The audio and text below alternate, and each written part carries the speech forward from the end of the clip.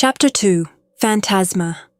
Among the astounding powers, seemingly immortal bodies and sheer, absurd firepower, it is easy to forget that magical girls come with another, much subtler advantage. Nearly every girl is born into their contract with an instinct to combat and an excellent understanding of their own skills and how to use them. Coupled with supermachine reflexes, even the greenest of rookies can be terrifying on the battlefield. However, this must not be misconstrued.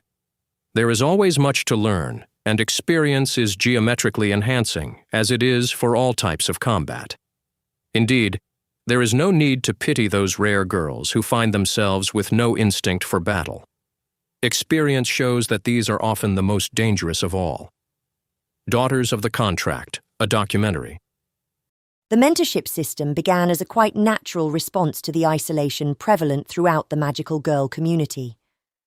Few elder girls were heartless enough to allow new girls to flail about aimlessly, and new girls were always desperate for someone to cling to. As populations grew and societies contracted into urban centres, the number of girls finding themselves rubbing elbows with other magical girls increased dramatically.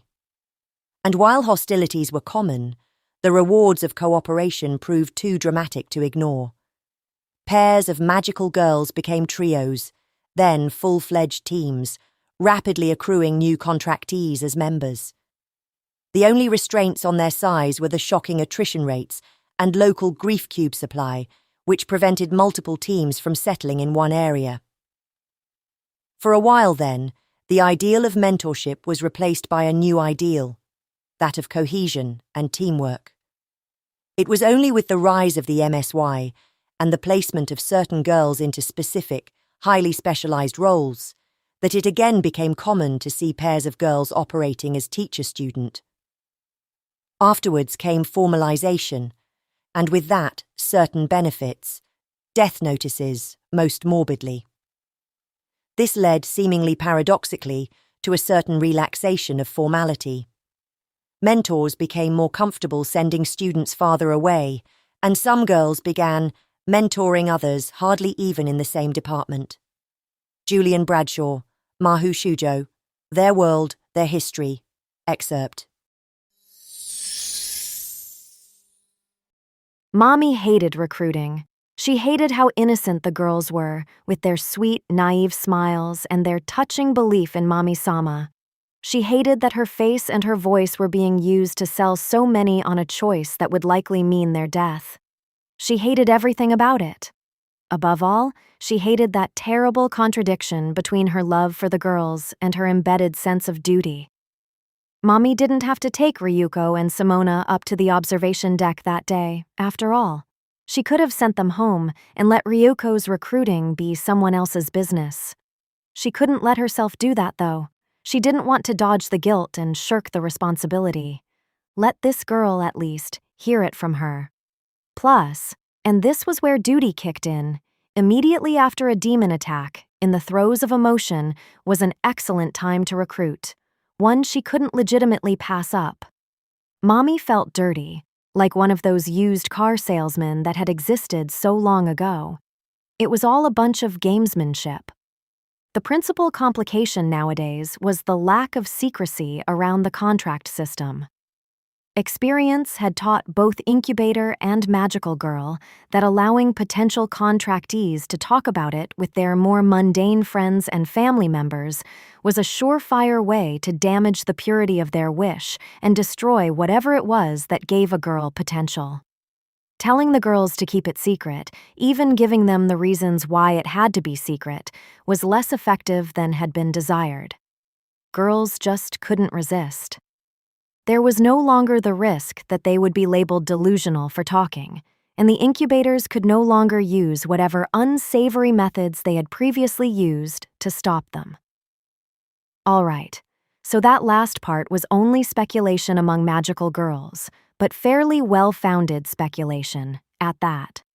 Thus, nowadays, despite the impression given to the public that the contract decision was deliberate and carefully thought out, potential recruits were rushed through their contracts like so many sheep, with phrases like one-time offer and limited time only. This was done even if it risked alienating the girls. It was indeed exactly like selling a used car. Thankfully, in this post-capitalist era, no one tried that hard to sell anything anymore, so the girls had never seen such techniques in their lives, on Earth anyway. Letting Simona stick around, instead of telling her to go home and talking to Ryuko privately, was a judgment call. Letting her stay risked the contract, but it also allowed Mommy to truthfully say that the offer would probably be lost very soon, a very important sales point. And Mommy hated lying too. The guilt, like always, would stick with her for a long time. Still, though, her job wasn't finished. Indeed, it was only just beginning. She would make sure of it. I can't believe you. Simona was saying, emotional. You became a magical girl just like that. You're just going to leave. What are you talking about?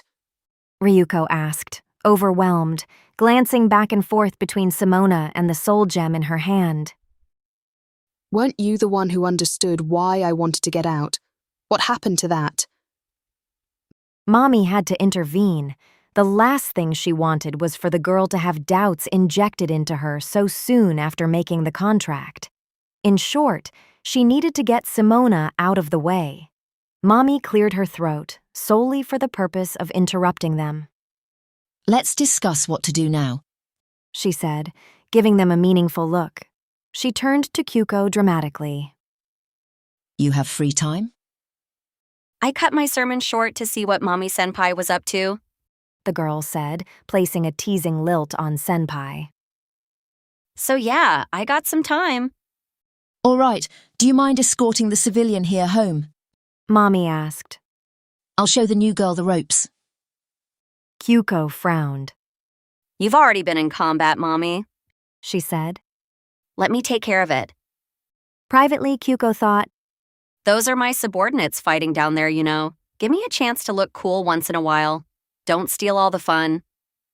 Mommy thought about it.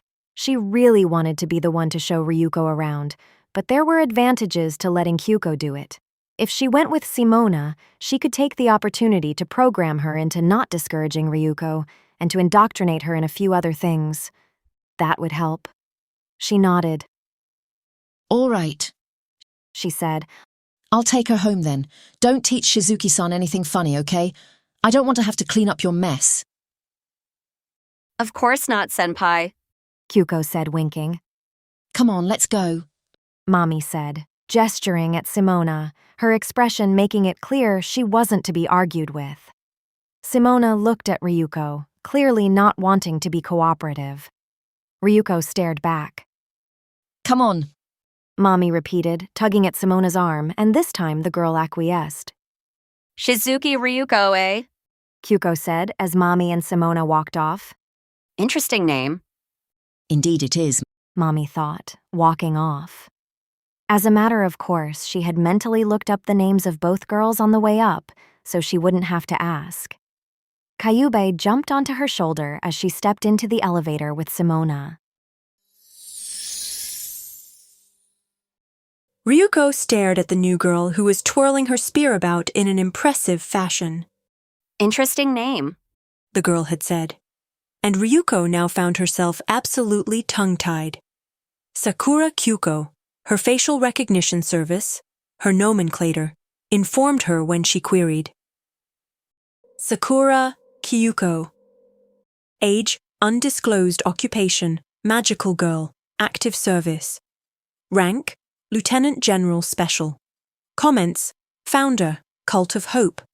A quiet sense of expectation registered in her mind, an implied recommendation that she read up on the Cult of Hope. She dismissed it. I guess I'm meeting everyone today, she thought. Nowhere near as famous as Mami or Homura or Yuma, Kyuko was still a celebrity in her own right. She was one of the Mitakihara Four, after all, the nucleus around which the famous magical girl union, the MSY, grew. Founding the cult was nothing to sniff at, but it paled in comparison to the kind of legends Mami and Homura had carved out for themselves, or to Yuma's constant appearances within the directorate. In fact, to be perfectly honest, Ryuko didn't know much about the cult at all. She thought of them as part of the persistent religious subculture that was still present everywhere. Put another way, the cult was to magical girls as door-to-door Christian evangelists were to most of the world, or even all of human space.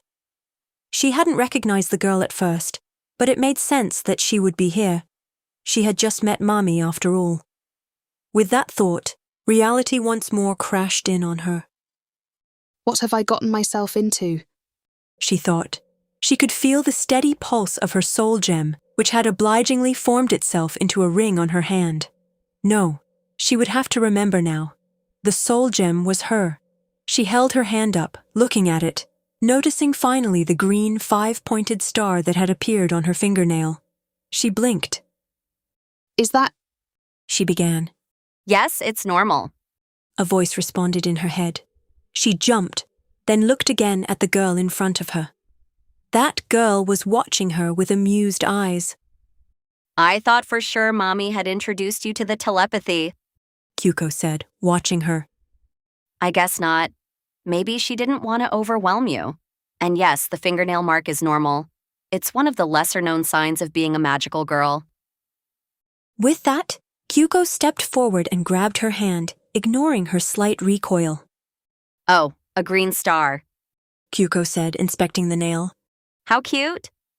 Ryuko couldn't read Kyuko's tone of voice. Then Kyuko dropped her hand. Summon your soul gem. Kyuko ordered. What? Ryuko asked, blinking. Turn it back into its gem form. Kyuko repeated, tapping her foot. Come on, you know how to do it. Ryuko complied. She was surprised she knew how, actually. But she didn't have to think about it any harder than she thought about turning her lights off at night. It responded to her will even more fluidly than those lights did, and, what's more, she seemed to know exactly what to do with it. She swallowed, looking at her soul, glowing bright green in her hands, crested by the 5-pointed star that was apparently her insignia. All right, good. Kyuko said. I'm sorry to rush you so much, but if we don't hurry, the battle will be over. I intend for you to participate. Ryuko blinked. What? Already? You're a magical girl. Kyuko said. You should have basic competence, even without training. It comes with the contract. She rested her chin on the back of her hand, which held the shaft of her spear. Kyuko sighed. I wonder what she would think of me doing this. She mused out loud, reaching into her dress and pulling out another of her strange chocolate sticks. She'd probably be mad that I didn't treat her so nicely. Who? Ryuko asked, tilting her head. No one. Kyuko said, looking back towards her.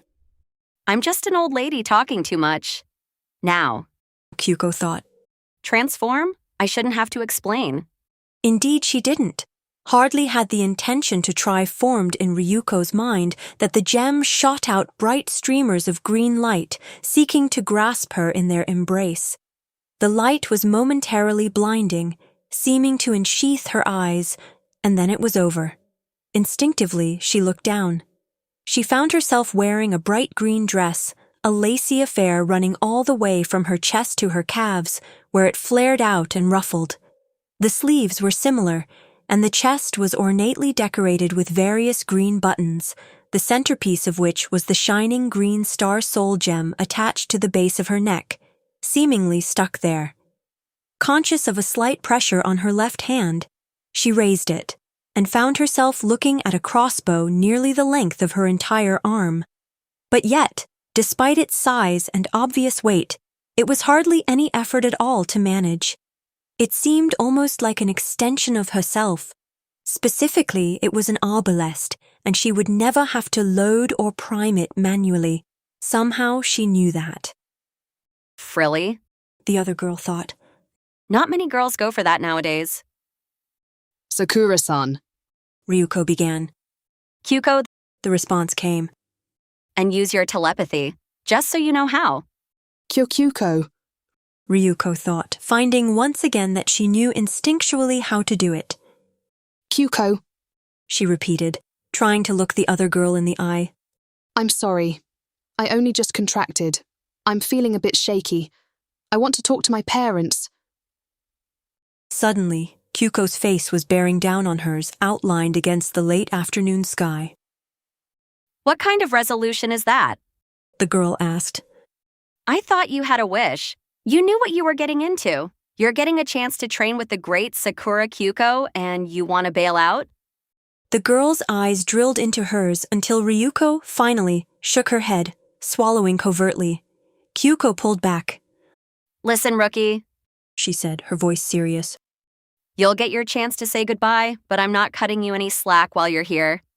If there's anything I've learned in all my years, it's that it's better to toughen up early. Capiche? Ryuko nodded hastily, even before her brain registered her language module's translation of the Italian. I'm sorry. Ryuko said, bowing. I'm just... Don't apologize. Kyuko asserted, and Ryuko flinched at the spear point suddenly at her neck. Now, rookie, Kyuko said. what's your primary power? Demonstrate it to me if you can. Ryuko hadn't even thought to check, but the moment she thought about it, she knew. The world shifted 5 feet to her right, leaving her briefly disoriented. I said demonstrate! Kyuko snarled, seemingly not at all perturbed by her blink to the left. You have combat reflexes, use them.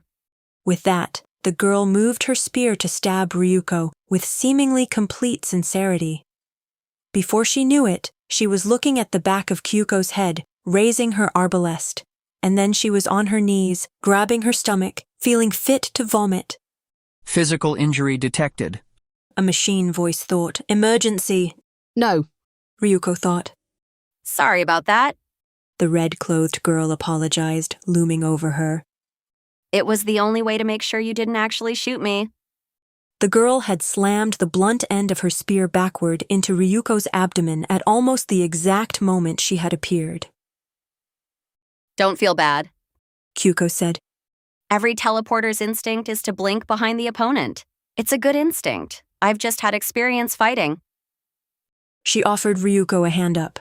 Feeling the pain recede slightly, Ryuko forced herself up without help, hand on knee.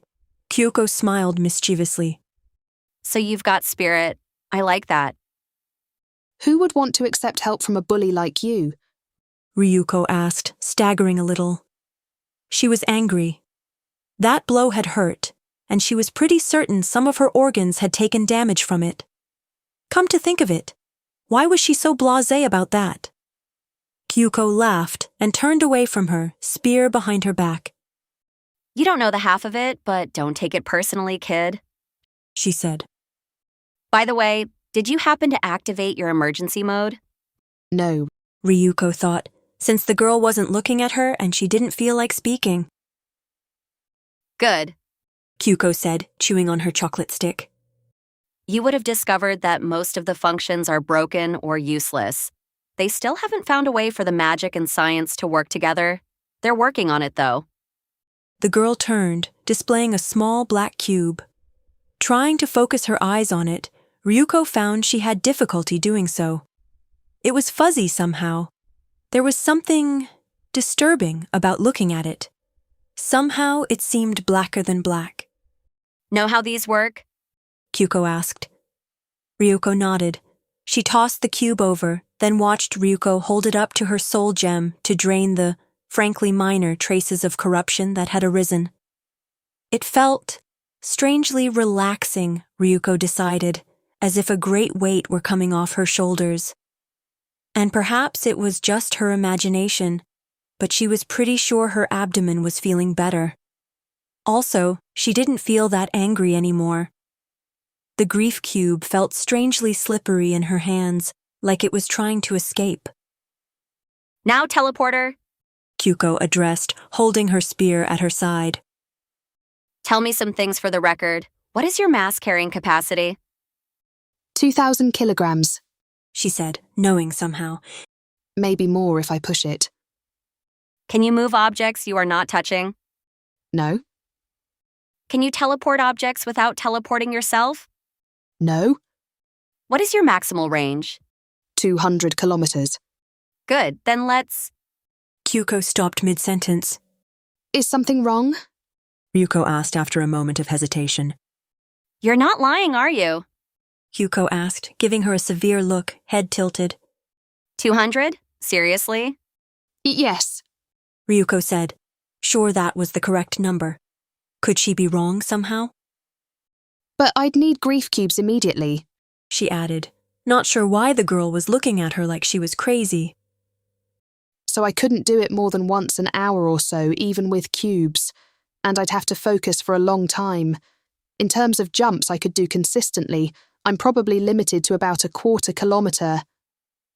The standing record is 63 kilometers. Kyuko said flatly. Ryuko blinked. Oh! Kyuko banged her spear on the floor, ignoring the cracks that appeared underneath. It looks like Mommy found a gem after all. She commented. She sure has a knack. Kyuko leaned on her spear. Anyway, how does your teleportation operate? Do you know? It affects whether or not you can do anything else. Ryuko thought about that. I'm not sure. I have this vague sense it's related to manipulating space. I knew everything else, but I don't know this. I don't know why. She knew somehow that she was moving space around her somehow, or maybe even punching a hole, but it was frustratingly unspecific. That's okay. Kyuko said. It's like that sometimes. Just work on figuring it out. If you're lucky, you can get some secondary skills relating to it. If you're unlucky, you can even forget how to do it. Take it from me. Ryuko nodded, absorbing the lesson. Can you do anything else right now? Do you know? Ryuko shook her head. Not in terms of skills, she said. but in terms of weapons. She began lifting her arbalest. No, it's okay. Kyuko said, waving her hand. I don't have much patience for this kind of debriefing. Just make sure to show me everything you can later, okay? Ryuko blinked, then nodded. Frankly, that seemed a little irresponsible of Kyoko, but who was she to question? Let's just go ahead and register you.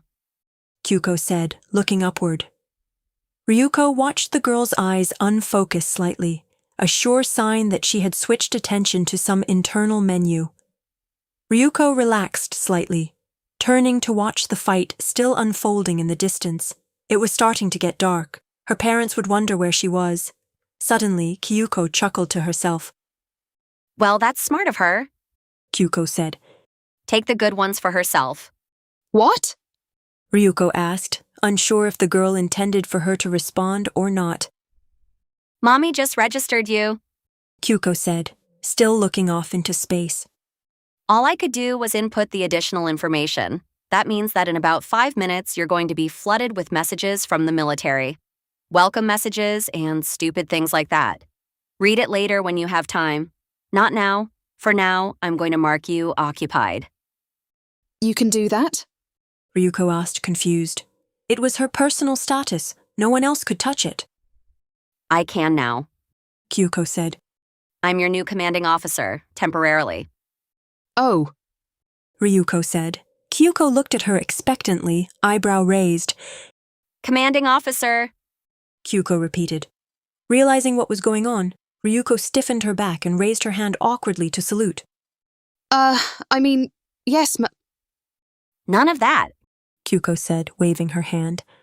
I was just messing with you. We don't observe the formalities.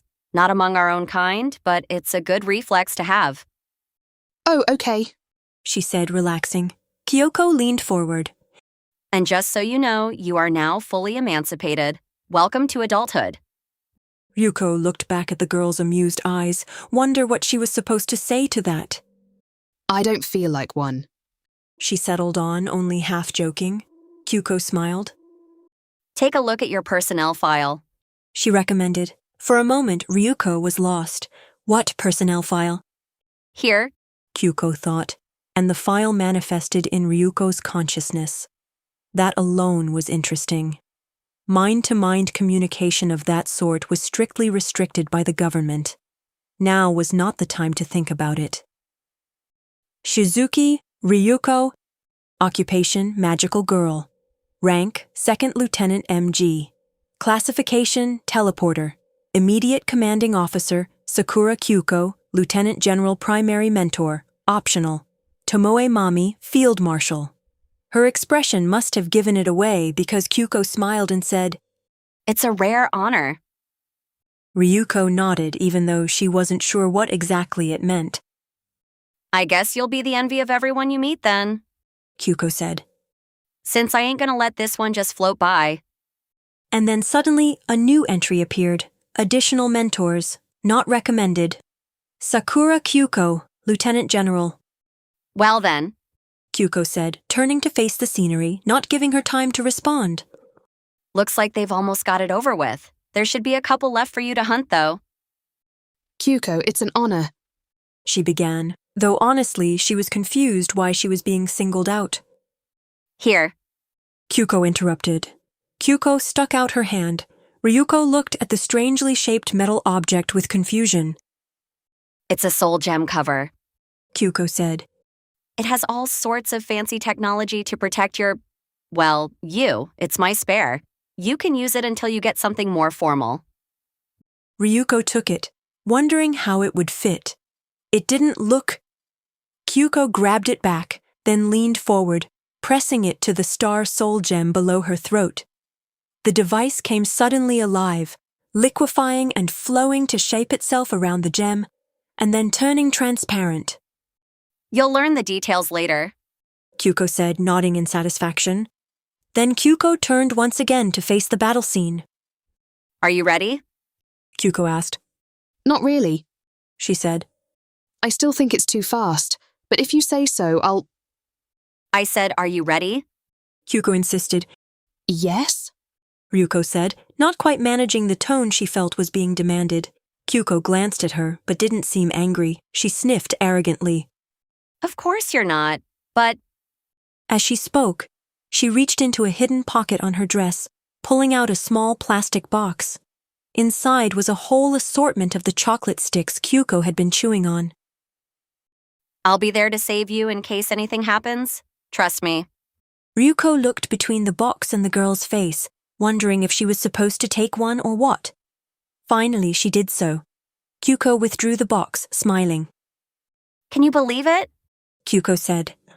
I have to insert my own custom design into every synthesizer I use. No pre-existing models. What is this world coming to? Ryuko didn't know what to say to that, so she didn't say anything. Now then, ready or not? Kyuko began, grabbing her by the hand. Ryuko looked up in surprise. Kyuko pointed with her spear at a small, unattended cluster of demons.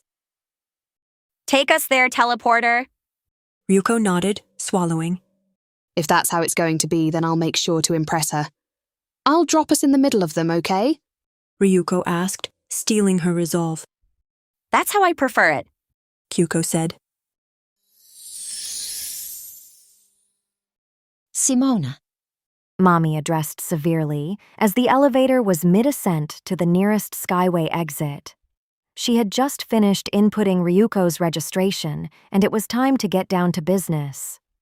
The girl looked up at her, awoken from whatever miserable line of thought she had been engaged in. Mommy did not look her in the eye. I would thank you not to undermine your friend at a time like this, She said. Put your feelings aside. Her decision is made, and giving her doubts could only hurt her. I trust you understand what I'm saying. Mommy didn't look, and the girl didn't respond. Kyubey, perched in its customary spot on Mommy's shoulder, chose not to comment, especially since Simona couldn't hear him anyway. Their elevator reached the designated floor, and they stepped out, Mommy first. They approached Mommy's personal vehicle, politely waiting at the correct spot. She let Simona get in first. The girl's face was blank. Mommy sighed. Kyubey, I'd appreciate it if you left. She does not even know I am here, Tomoe Mami. It would make me feel better, okay? Kyubey jumped off her shoulder. All right then. It said. I will see you at the spaceport. I have recruits to attend to after all. It almost sounded peeved. Mommy let herself smile slightly. Sometimes she swore the incubator missed her. It could be relied upon to show up to greet her the moment she stepped foot in Mitakihara City, and also to say farewell whenever she left. That was a foolish thing to think, of course. And then she got in the vehicle, too. It was time to change tacks. She lifted a small door and reached into the synthesizer in front of her, pulling out 2 teacups on a plate, setting it on the flat surface in front of them. They were already full and piping hot, and there were scones piled next to them. Well, it was her vehicle after all, and being a field marshal had its perks. She gestured at the plate, offering. Simona shook her head. Look, I understand how you feel. Mommy said, blowing on her cup as the vehicle gained speed. But you have to think about how she feels. Even if you hurt, you have to see her off with a smile. It's the right thing to do. Mommy leaned over, giving her best, motherly mommy smile. For a moment, she thought she wasn't going to get through, but then Simona shifted her head downward, just a little. I feel like such a hypocrite. The girl said, tugging at her jeans. Her voice was hoarse. Why? Mommy asked. The girl shook her head. Mommy waited, sipping her tea. We were supposed to go together. Simona began again, voice shaky. Somehow. She understood then. I'm sorry. Mommy said, setting her cup down. But it can't be helped. Does she know? Have you confessed? She felt Simona glance at her with shock. What do you mean? The girl insisted. I only meant. Oh, come on. Mommy interrupted, smiling cynically. I've been alive for over 400 years, and I spent a lot of it surrounded by girls who didn't have any male choice of partners. You wanted to stay together with her? In this context, what else could that possibly mean? Simona looked away. So I take it you haven't said anything then? Mommy asked. Ryuko clearly treats you as a friend. I was going to. Simona said bitterly. And then those damn demons showed up. The girl hugged herself. I want to blame you, she said, for recruiting her. But how can I? We were just talking about how badly we want to leave. How can I blame her for following through, just because I wanted it to happen a different way? Just because she didn't see me as anyone special? Mommy looked down at her hands. She had seen this particular tragedy played out at least a dozen times in her life. The details differed, the genders differed, but the feelings were always the same. Humans were like that. I should have seen it coming, Simona said, shaking her head. I fell right into it. All the signs were there. Mommy frowned, a little perplexed by the statement. Well, nothing can be done about it, she said, returning to what she needed to say. And if you truly love her, you'll keep quiet now. Like I said, show her off with a smile and let her leave nothing behind. This time, Mommy watched Simona carefully, but the girl kept her head down in silence. Finally, she nodded, slowly.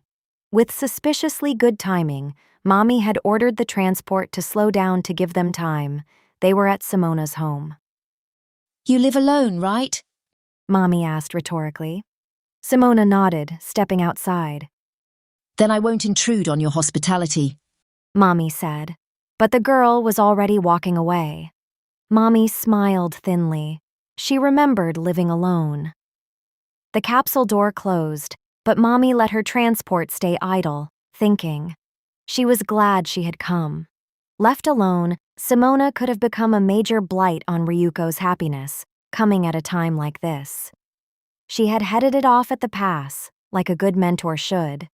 She didn't have to do Ryuko's initial training herself.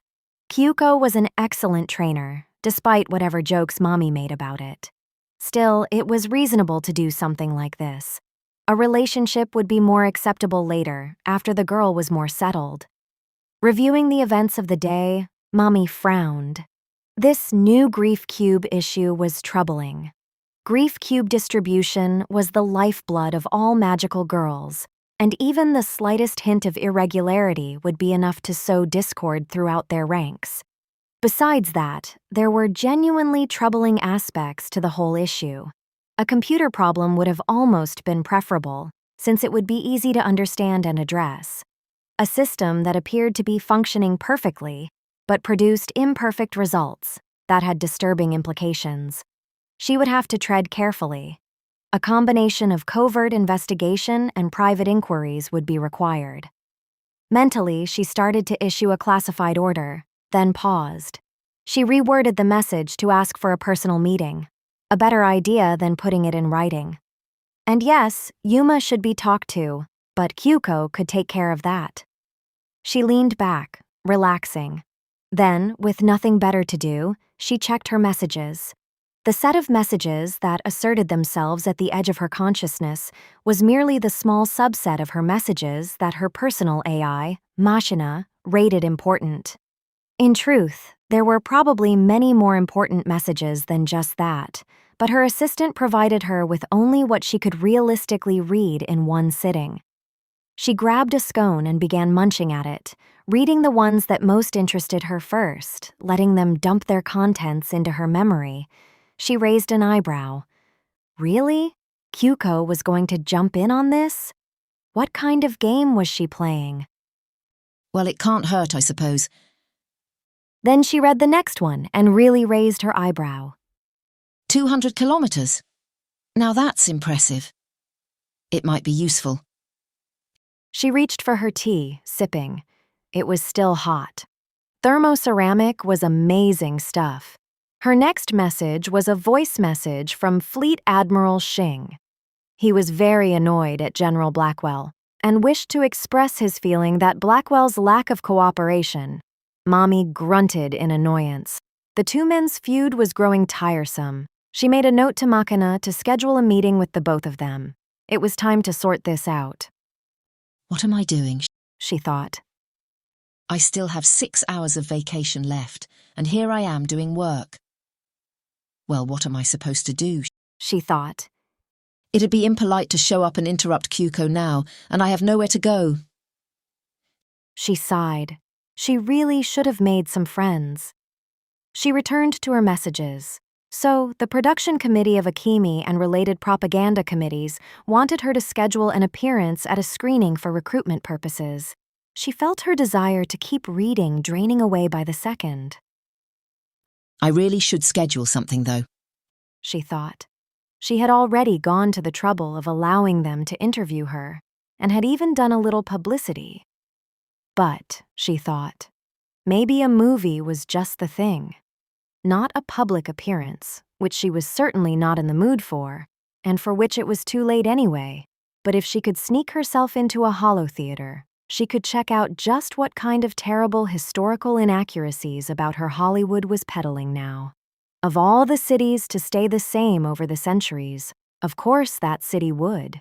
She hoped it wouldn't be too bad, given how interminably long the interview had been, answering questions about Homura's hairstyle and personality and history and so forth. At the very least, it would be an amusing way to spend a couple of hours. She was genuinely curious. She told her personal transport to get moving, finishing her scone. She could feel her mood improving already. The trick, of course, was to get into the theater incognito.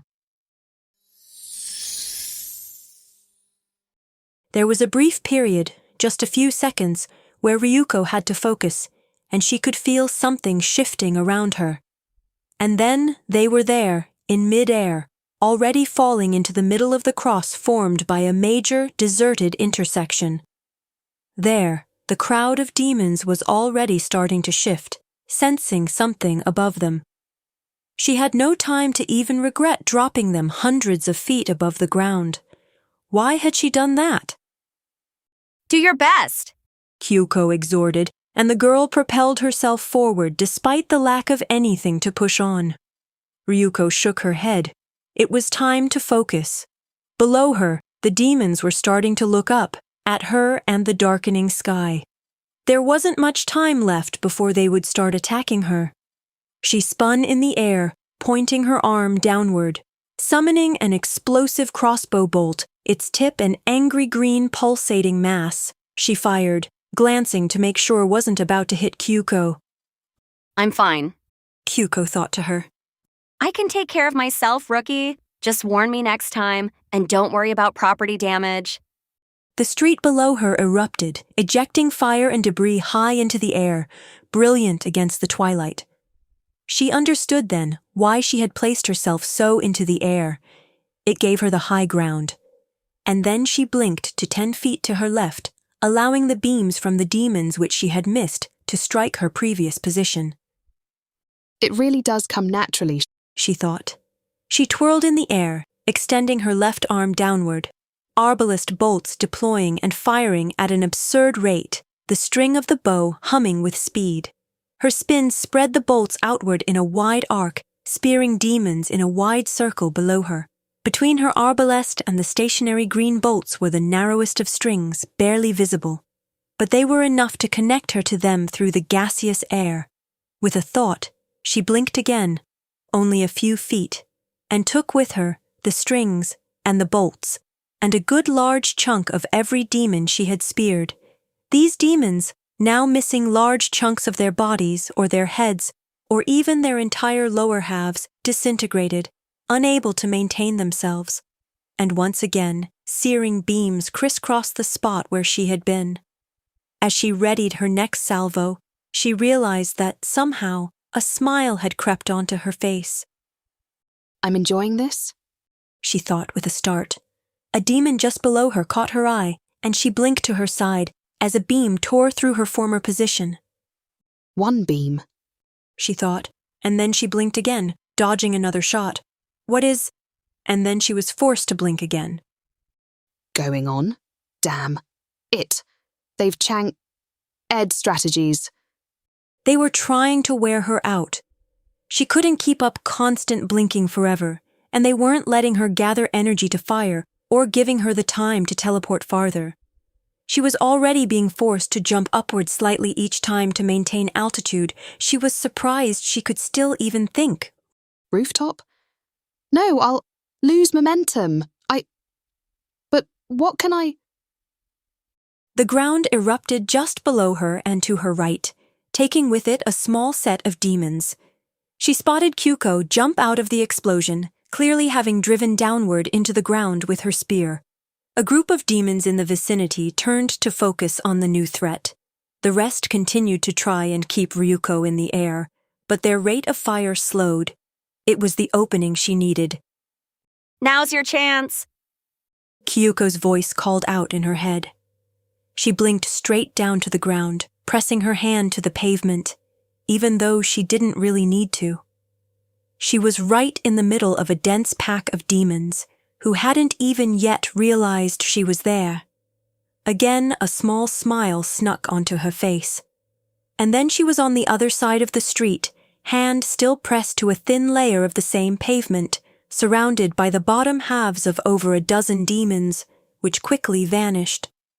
The street was clear. They had almost gotten her. She couldn't maintain constant blinking like that. She was nearly out. She heard something behind her. She blinked back to the other side of the street, the beam again nearly hitting her. Scowling, she blasted the demon responsible with a barrage of green bolts. She needed time. She simply couldn't keep teleporting so rapidly. She didn't know why, but she couldn't.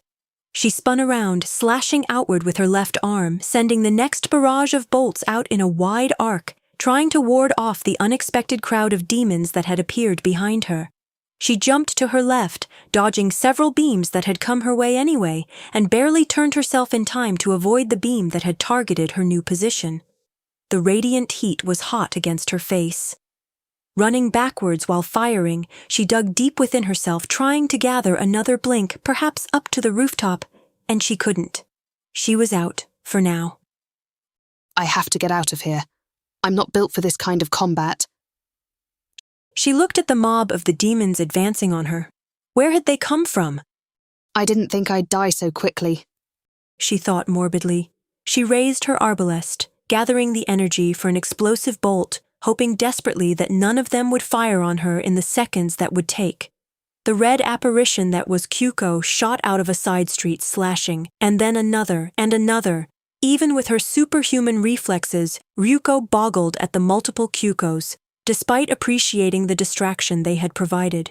The explosive bolt lay in her bow, ready to fire. Fire, fire! Kyuko exhorted. They're decoys! Ryuko fired at the ground under the demons, shattering a large part of the crowd, and the illusory Kyokos, who dissolved like the mirages they were. Another Kyuko, and this time, Ryuko was pretty sure this was the real one, appeared above them, descending from one of the rooftops.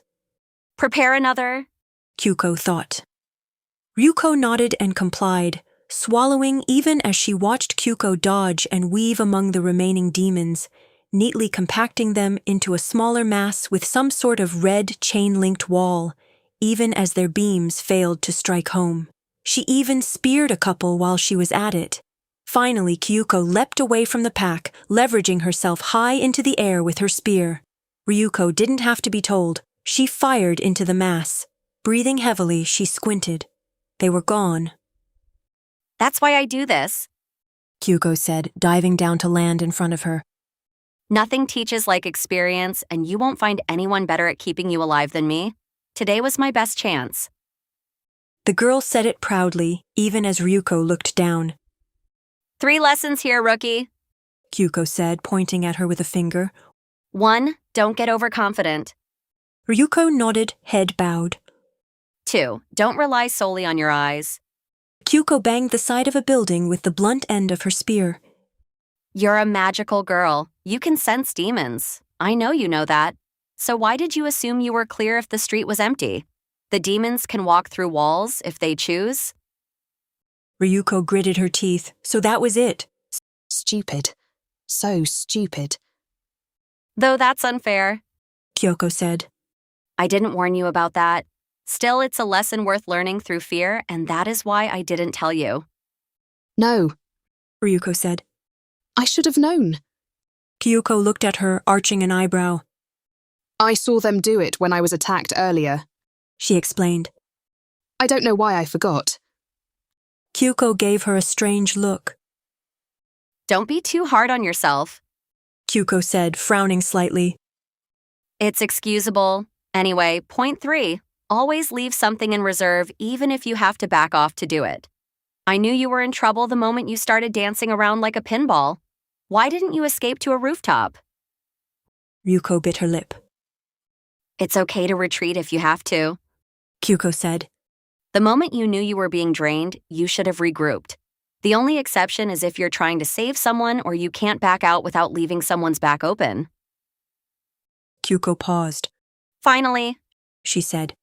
Communication. Always let your teammates know what's going on. I was keeping an eye on you, but when you finish training, people will be relying on you to tell them what's going on. You didn't say a single thing to me the whole time. Ryuko nodded once more. Let me make it up to you, she said quietly. Kyuko tilted her head, hair curling around the spear she was leaning on her shoulder. There's nothing to make up, Kyuko said. Don't sweat it. Ryuko looked up. She could feel it. Another concentration of demons nearby. Not close enough to threaten them, but... Let me try something then, she said. I think my teleportation is partly recharged. I'm going to go on the rooftop. Kyuko rubbed her chin thoughtfully, then looked in the direction of the demons they both sensed. All right, she said. But long range only, and teleport back here immediately when you're done. That's an order. Ryuko nodded, then took a breath. Then she was on the rooftop, Kyuko in the street directly below her, looking up at her. Ryuko took a moment to admire the twilight view, then faced the crowd of demons, allowing her standard-issue ocular implants to bring them into sharper focus. They were far enough away that they didn't even notice her presence. She deployed one of her stringed bolts, breathing as she aimed the shot. She had thought about this during her fall through the sky earlier, before she had been interrupted. From her position, she wouldn't be forced to teleport the string into solid matter, something she was essentially incapable of. Nor would she have to do the same for anything on the other end. The positioning was perfect. Exhaling, she fired. The bolt shot through the air, leaving a green trail behind it. It soared over the rooftops, turned downward, and landed in the ground in the middle of the mass of demons, just as she had planned. She teleported onto the building across the street, taking the string with her. Then she abolished her string and, taking a few seconds, teleported high up into the air above the designated spot, looking down. On the ground where she had left, it was a small chunk of pavement, only a tiny chunk, and it looked like it had snapped somehow. She was disappointed. She probably didn't get a single demon. Well, what was that about? Kyuko asked when she returned. Didn't work. Ryuko said sullenly. I guess it was too far. I wanted to see if I could teleport them from here. But it would have worked if I had been closer, she thought. I can shoot the ground and tear the demons apart that way with less fuss. But why hadn't it worked? She had been well under her mass limit, and she couldn't think of any other restrictions that would have applied. Well then, rookie. Kyuko said, dropping her spear into the ready position. Ready for another round? First, let's grab up the grief cubes we left behind, and then, if we finish off that cluster you were trying to snipe, I think we'll be done for the day, and probably just in time for your bedtime. Ryuko nodded and grabbed Kyuko by the upper arm, preparing for the teleport. By the way, Kyuko commented, you should enjoy it. It's probably the last time you'll ever sleep a full night. Now let's go. They went. Midnight found them both relaxing on a third-floor skyway bench, tired from the day. Kyuko had been wrong. There was no way Ryuko would even come close to making curfew. Surreptitiously, she had sent a terse message home, solely so the three wouldn't panic and start looking for her. The message had said only, Be home really late. I'll explain when I get back. It's pretty important. Probably the understatement of her life. No, don't worry about it. Kyuko had told her, spinning her spear again for no reason. For as long as I keep you in active combat status, your parents are unable to track your location. Plus, you're emancipated, so you could shut them out if you want to. Public services won't reveal anything to them if they try to ask for help. Trust me, they'll never find you. That's not why I'm worried, she had thought. As for why they were relaxing here in normal clothes, instead of meeting the rest of the girls, Kyuko had explained that it wasn't her style to micromanage, and that they could surely both use a break. Ryuko wasn't sure she agreed with the reasoning, but Kyuko was the senpai here, not to mention commanding officer. It had been a little strange when the other girl chose to use her shoulder as a pillow, but she bore with it. Maybe it was what they did to rookies. Kyuko had said something else interesting too. You know, once upon a time, people had to worry about temperature, she had said. Not like your generation, which doesn't even know what it means to be cold or hot. It's freezing, but you don't even see anything unusual about neither of us wearing a jacket? It's damn amazing is what it is. I'm getting old. Suddenly, Ryuko had a strange feeling, like someone was approaching. Not a demon, but a... Patricia has found something interesting, Kyuko, the approaching girl said, jumping out of the nighttime sky, clouds brightened by the city below. Ryuko looked up, then at Kyuko, then back at the girl. Then she couldn't help but stare. The girl wore an armored breastplate and skirt and had 2 scabbards for dual swords. Kyuko lifted her head off of Ryuko's shoulder, blinking, then raised her arms and yawned expressively. Couldn't it wait, Maki? Kyuko asked. I told you I was training a rookie. Patricia thinks you need to see it personally, the girl said. Kyuko shrugged. If she says so, goddess forbid she send a message or use telepathy. Kyuko thought. Like that ever wakes you up, the other girl thought back. So this the new girl? The girl nodded in Ryuko's direction. Yes, that's me, Ryuko thought. It's nice to meet you. They didn't ask names. There was no need to. A teleporter. Kyuko thought. A damn good one, it seems. We saw, the other girl thought. Kyuko got up and Ryuko moved to follow. I can teleport us there if you give me an idea of where I'm going, Ryuko offered, donning her costume with a burst of light. Don't waste your magic. Kyuko said, transforming in turn. I'm not that lazy. We'll go the old-fashioned way. The other two launched themselves into the air, jumping off the sides of the buildings. After a moment, Ryuko followed, just a little unsteady. She may have had an instinct for it, but that didn't mean she was used to it. There was just something wrong about jumping out into empty air. Which was just weird, considering that earlier she had gleefully teleported herself throughout the air without feeling a thing. Now that she thought about it, it had been exhilarating. There's something weird about this one. Kyuko thought to Maki privately. Oh, how so? The other girl thought, stepping off the glass ceiling of a skyway. I've never seen a rookie with battle lust. Kyuko thought. But she was smiling like an idiot half the time. That why you chose to mentor her? The other girl thought. I'm jealous. I've finally lost my place as the youngest. Don't sweat it. Kyuko thought. Mommy's going to be taking on most of the duty if I know her, but I just know she's someone to keep an eye on. If you say so. The other girl thought, pouting slightly. She started dropping straight to the ground, and Kyoko followed. Ryuko stalled on an upper platform, looking down at the three girls at the bottom. It was nearly pitch black, looking down at the lightless street, but she could see them. Don't worry. Someone at the bottom thought. The fall won't hurt you. Ryuko could deduce that, given that Kyuko and Maki had both hit the ground and stood back up without any apparent scratches. Still, though, it was far. Maybe she should just teleport? No, what the hell is wrong with me? I was doing fine earlier. I'm not going to waste power being stupid. She swallowed and jumped, forcing herself to keep her eyes open. After what seemed like a small eternity, she hit the ground, bending down to absorb some of the force, and she was fine, as expected. Her bones didn't even seem to mind. The sound of clapping drew her attention. Don't patronize her, Maki said, glaring at the source. But I'm being serious. The source, a girl with a long ponytail, said. It wasn't the ponytail that caught Ryuko's eyes, though, or the dual daggers planted in the belt of her dress. Nor was it the way her silhouette defined itself against the darkness. It was the EM assault rifle she carried casually in her arm.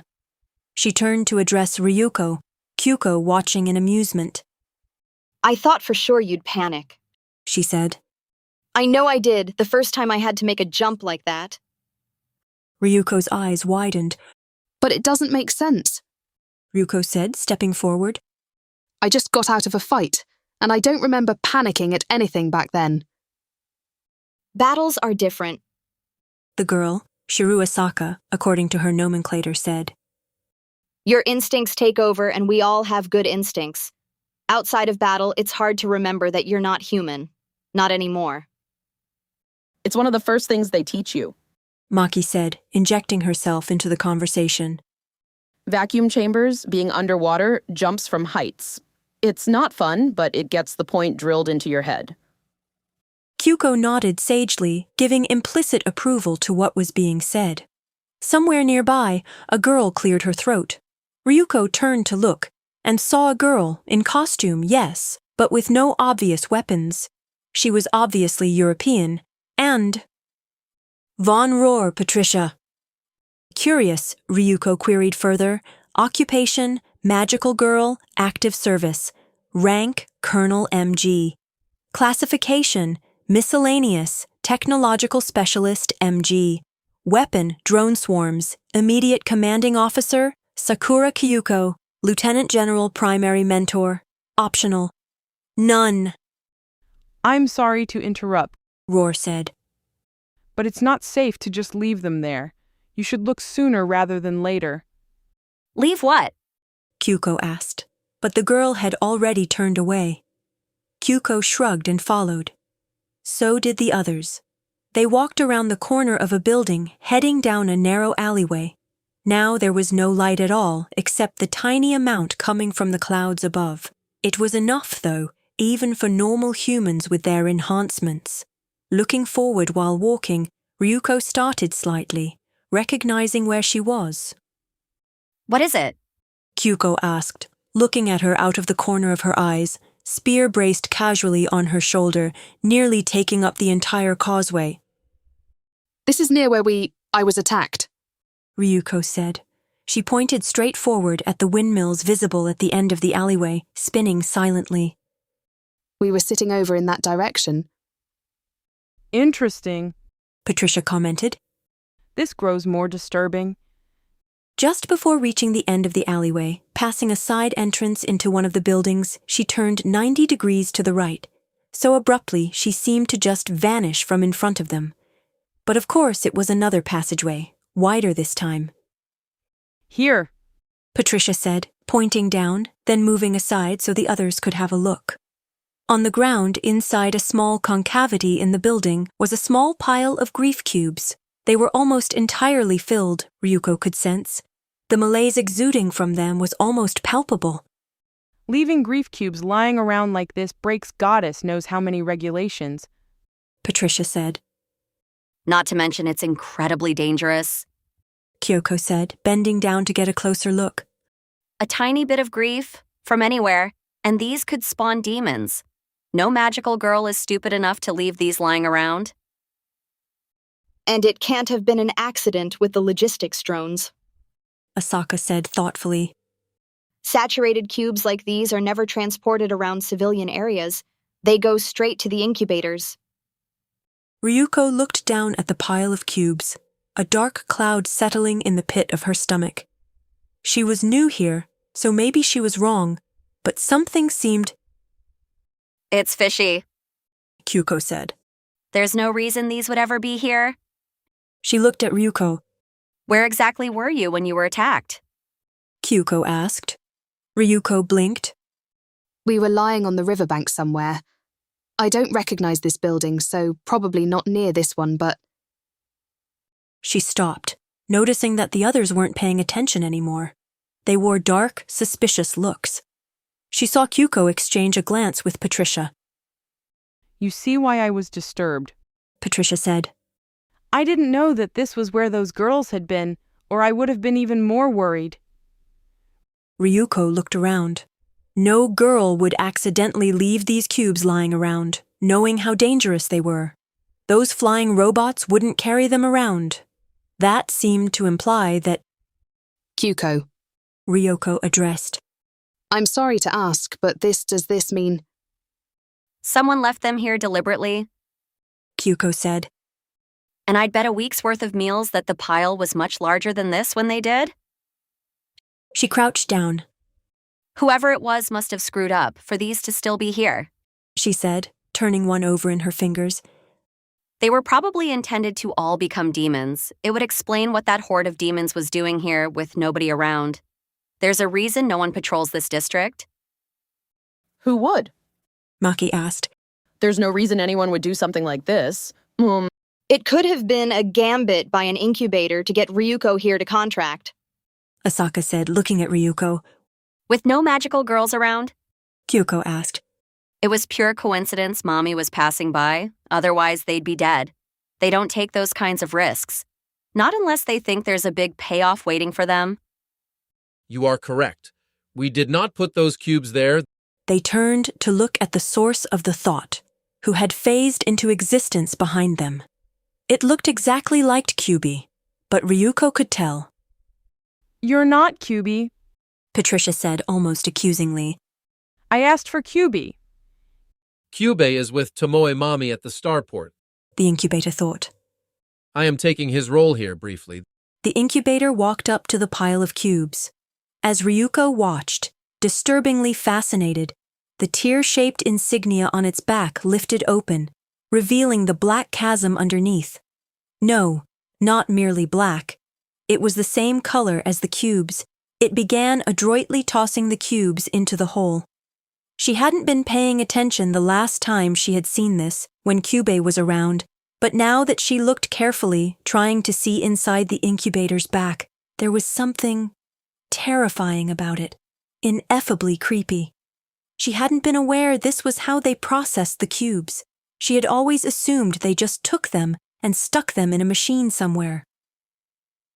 What do you think this means, incubator? Kyuko asked. It is definitely very strange.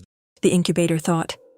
It would have been a shame to lose a potential contractee to something silly like this. Finished, it began to walk off. My job is done here. Hey, wait! Kyuko began, raising her arm, but it was gone. Kyubi is nicer, Patricia commented. Patricia, Kyuko said, expression shaded. keep this matter within the church for now. See if you can find out what's going on. If you can't, call in the MSY. Don't bring in governance unless you have to. Patricia nodded. Ryuko stayed silent. What did this mean? Was someone trying to kill her? It was the only explanation she could think of.